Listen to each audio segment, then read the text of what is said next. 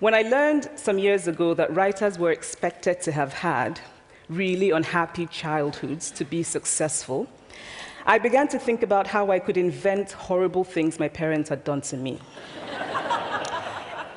But the truth is that I had a very happy childhood, full of laughter and love, in a very close-knit family. But I also had grandfathers who died in refugee camps.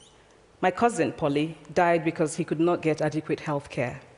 One of my closest friends, Ukuloma, died in a plane crash because our fire trucks did not have water.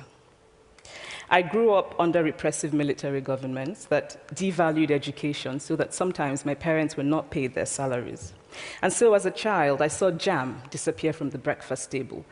Then margarine disappeared. Then bread became too expensive. Then milk became rationed. And most of all, a kind of normalized political fear invaded our lives.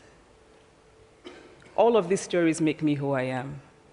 But to insist on only these negative stories is to flatten my experience and to overlook the many other stories that formed me.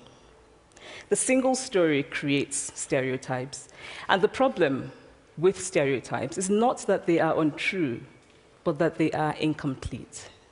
They make one story become the only story.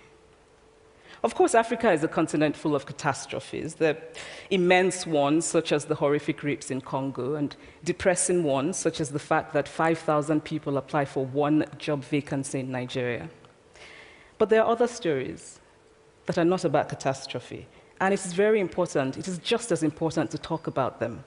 I've always felt that it is impossible to engage properly with a place or a person without engaging with all of the stories of that place and that person. The consequence of the single story is this: it robs people of dignity. It makes our recognition of our equal humanity difficult. It emphasizes how we are different rather than how we are similar.